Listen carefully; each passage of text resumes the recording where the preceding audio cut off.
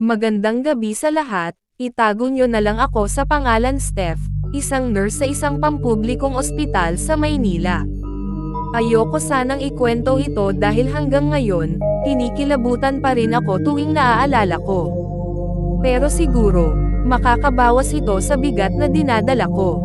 Nangyari ito noong 2022. Na-assign ako sa night shift sa Ward 6, isang lumang bahagi ng ospital na halos di na ginagamit.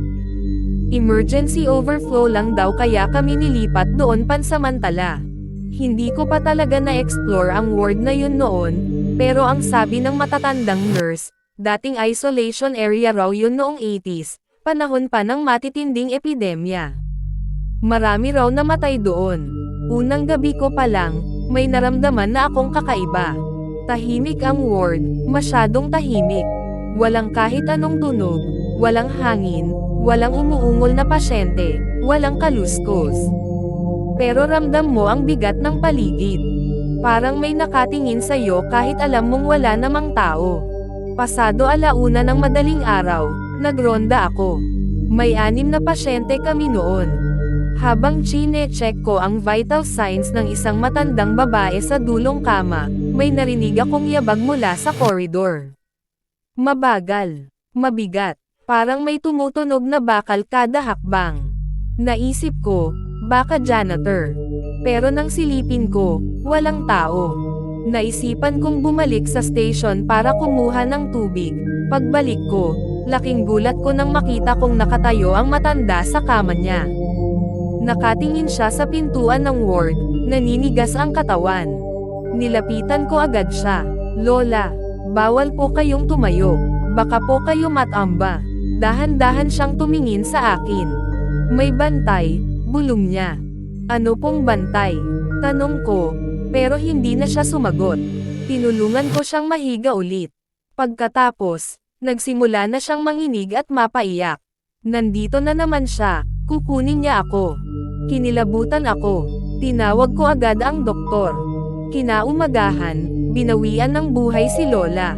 Cardiac arrest daw. Pero alam kong may nakita siya. At hindi siya natatakot mamatay, natatakot siyang kunin. Kinabukasan, isa sa mga pasyente sa kabilang kama naman ang nagwala. Sabi niya, may lalaking nakaitim na pumasok sa kwarto at tumayo sa paanan ng kama niya buong gabi. Hindi raw siya makakilos. Yung tingin daw ng lalaki, matalim, parang galit. Nagsisigaw siya, pero walang makarinag.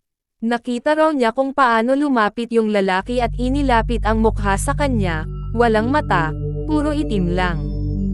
Noong mismong gabi na yon, pinilit kong huwag matakot. Ayokong magmukhang duwag. Pero habang naglalakad ako papuntang stockroom, naramdaman kong may humawak sa balikat ko. Akala ko isa sa mga kasamahan ko, pero paglingon ko, walang tao. Sumilip ako sa salamin sa hallway. Doon ko siya nakita. Isang lalaki, nakabarong na duguan, nakatingin sa akin sa likod. Wala siyang mata. Basag ang ulo niya, parang nabagsakan ng matigas. Hindi ako makagalaw. Nang ipikit ko ang mata ko at humarap muli sa salamin, wala na siya. Tumakbo ako pauwi nang wala sa oras. Hindi na ako bumalik sa ospital kinabukasan. Nag-file ako ng leave. Nang balikan ko ang mga kasamahan ko para kunin ang ilang gamit, tahimik lang sila. Wala ring gustong magsalita tungkol sa mga nangyari.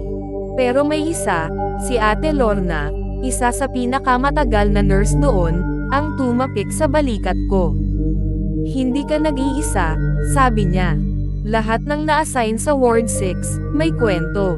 May nawawala, may nasisiraan.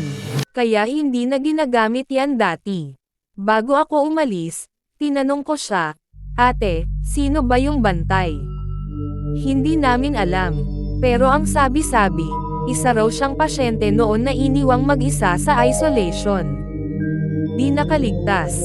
At mula noon, siya na ang nagbabantay sa mga susunod. Simula noon, hindi na ako pumapasok sa ospital tuwing gabi. At hanggang ngayon, bawat salamin na madaanan ko, tinitingnan ko muna ng mabuti kung may iba pa ba akong kasama.